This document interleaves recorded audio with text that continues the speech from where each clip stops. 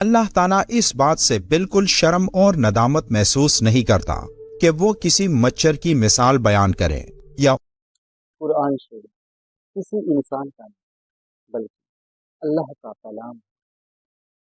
حالانکہ یہ بات میں اس لیے نہیں کہہ رہا کہ قرآن شریف میں سائنٹیفک فیکٹس ہیں یا پھر اس میں کوئی ہسٹوریکل فیکٹس ہیں دوستوں، بلکہ میں یہ بات اس لیے کہہ رہا ہوں کہ میرا ایمان اللہ پر ہے، ایک اللہ پر، جس کا چوتھا اور آخری آسمانی کتاب قرآن شریف، اور قرآن شریف میں کہی ہر ایک بات حق ہے اور سچ ہے۔ حالانکہ قرآن شریف میں کہی ہر ایک بات پہ یقین رکھنا ہمارا ایمان کا بنیاد ہے، ہمارا ایمان ہے۔ ہائے ہلو دوستوں، میں صدام حسین انڈیا سے، اور آپ دیکھ رہے ہیں حیات ریل۔ دوستوں، آج ہم لوگ جاننے والے ہیں قرآن شریف میں بتایا ایک سائنٹیفک فیکٹ کے بارے میں، وہ سائنٹیفک فیکٹ جسے ہم لوگ کبھی جاننے کی کوشش نہیں کرتے، وہ سائنٹیفک فیکٹ جسے ہم لوگ دیکھتے تو روز ہیں لیکن اسے سمجھنے کی کبھی کوشش نہیں کرتے۔ دوستوں، میں بات کر رہا ہوں ایک ادنی سے، ایک چھوٹا سا، ایک حقیر مچھر کے بارے میں، جسے ہم لوگ سب سے ادنا، سب سے حقیر جان سمجھتے ہیں، جیو سمجھتے ہیں، وہ مچھر جس کی بناوٹ سے ہم لوگ کبھی غور و فکر ہی نہیں کیے، اسے جاننے کی کوشش ہی نہیں کی۔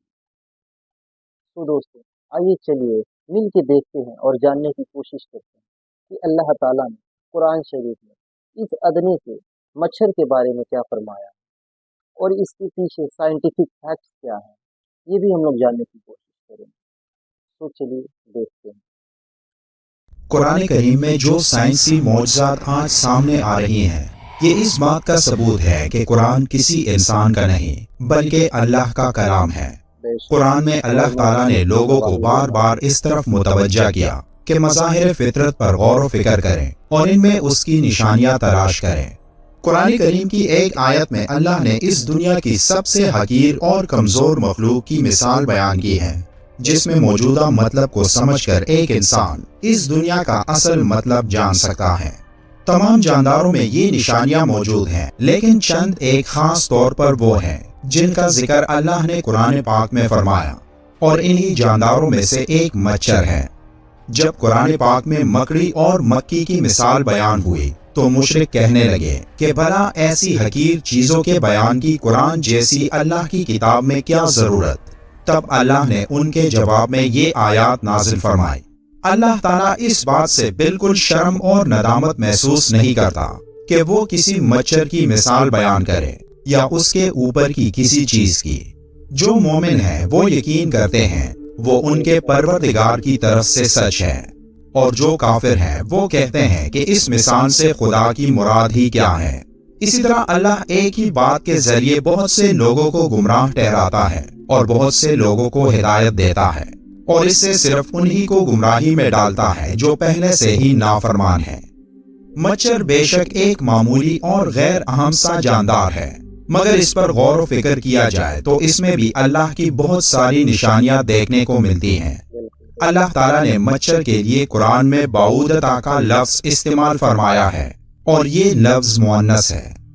مچھر کی دنیا میں کوئی 3500 اقسام ہیں، اور ان تمام اقسام میں صرف مچھر کی مادہ ہی انسانوں، حیوانوں اور پرندوں کا خون چوستی ہے، جبکہ نر مچھر نباتات اور پھلوں کا رس چوستا ہے۔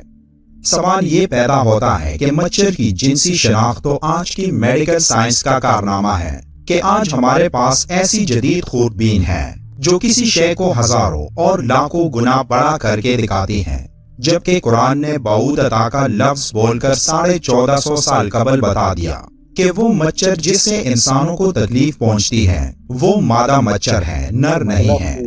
منافقوں نے اگرچہ مچھر اور مکی کے چھوٹے پن کی وجہ سے قرآن پر اعتراضات کیے، لیکن اگر ان میں تھوڑی سی عقل ہوتی اور اس چھوٹے سے جانور کی ساخت اور بناوٹ پر غور و فکر کرتے تو سمجھ لیتے کہ اس کے بنانے میں باریک بینی اور عمدگی کی ایک دنیا صرف ہوئی ہے کہ جس سے عقل حیران رہ جاتی ہے۔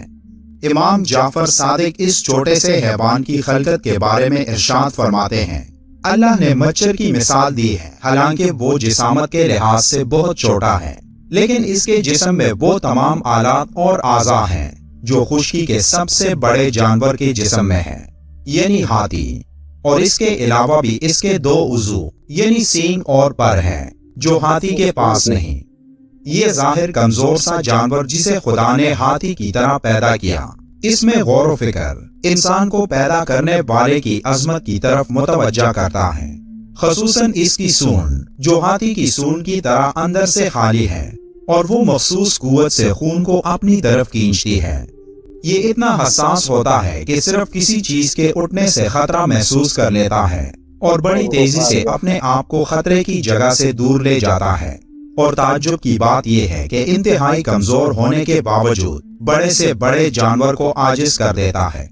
حضرت علی رضی اللہ تعالیٰ عنہ نے فرمایا، اگر دنیا جہاں کے سب زندہ مخلوقات جمع ہو جائیں اور باہم مل کے کوشش کریں کہ ایک مچھر بنا لیں تو وہ ہرگز ایسا نہیں کر سکتے، بلکہ اس جاندار کی خلقت کے اسرار پر ان کی عقلیں دنگ رہ جائیں گی اور وہ تھک کر انجام کو پہنچ جائیں گے۔ آج میڈیکل سائنسدانوں نے مچھر کی 3500 کے لگ بھگ اقسام کی کھوج کی ہے، لیکن یہ تعداد یقینی نہیں۔ اب ان کی کل اقسام کتنی ہیں یہ صرف ایک اللہ ہی کو علم ہے۔ میری طرح آپ میں سے بھی بہت سے دوستوں کے ذہنوں میں یہ خیال آیا ہوگا کہ آخر اس مثال کا مطلب کیا ہے، لیکن جب آپ ایک مچھر کی آنکھ کو دیکھیں تو آپ کا دماغ مفلوج ہو جائے گا۔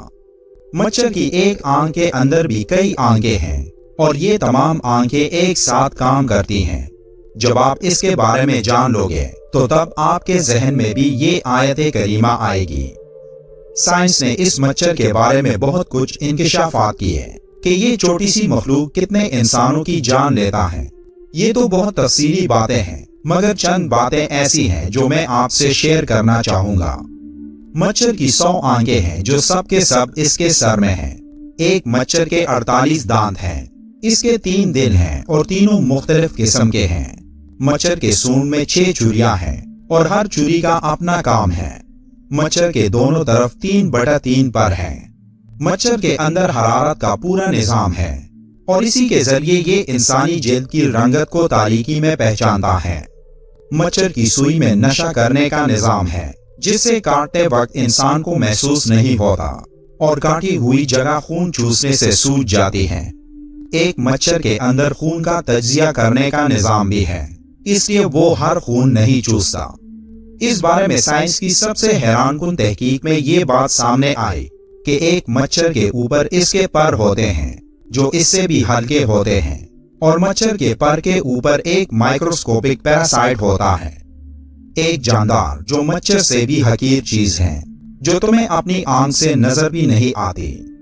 اللہ تعالیٰ کو تو تمہارے اعمال کی اور غلط کاموں کی مثال دینے کے لیے ایسی چیزوں کو سامنے لانے میں کوئی مشکل نہیں، اور یہی وہ چیز ہے جس کے بارے میں اللہ نے سورہ البقرہ کی آیت نمبر 26 میں مچھر کی مثال دینے کے بعد فرمایا، اللہ تعالیٰ اس بات سے بالکل شرم اور ندامت محسوس نہیں کرتا کہ وہ کسی مچھر کی مثال بیان کریں یا اس کے اوپر کی کسی چیز کی۔ اللہ ہم سب کو قرآن پڑھنے اور اس پر عمل کرنے کی طاقت عطا کرے۔ ویڈیو کے آخر میں ایک بار درود شریف پڑھنا مت بھولیے گا۔ ملتے ہیں ایک اور معلوماتی ویڈیو میں، تب تک کے لیے اللہ حافظ۔ دوستوں، جہاں تک کہ ہم لوگوں نے دیکھا، ہم لوگوں نے جانا کہ اللہ تعالیٰ اپنی چوتھی اور آخری آسمانی کتاب یعنی قرآن شریف میں کیا فرما رہا ہے، کیا بتا رہا ہے کہ اس نے ایک ادنے سے مچھر کو کن کن نعمتوں سے نوازا تاکہ وہ بھی اللہ تعالیٰ کی اس نعمت کو سمجھ پائے، جان پائے، کیونکہ اللہ تعالیٰ کے پیارے حبیب حضرت محمد صلی اللہ علیہ وسلم نے بتایا کہ دین کی باتوں کو زیادہ سے زیادہ لوگوں کو پہنچانا چاہیے، زیادہ سے زیادہ لوگوں کو شیئر کرنا چاہیے، اور امید کرتا ہوں کہ آپ اس ویڈیو کو زیادہ سے زیادہ شیئر کریں گے اور ثواب دارائن حاصل کریں گے۔ تو دوستوں، ملتے ہیں اگلی ویڈیو میں، تب تک کے لیے السلام علیکم۔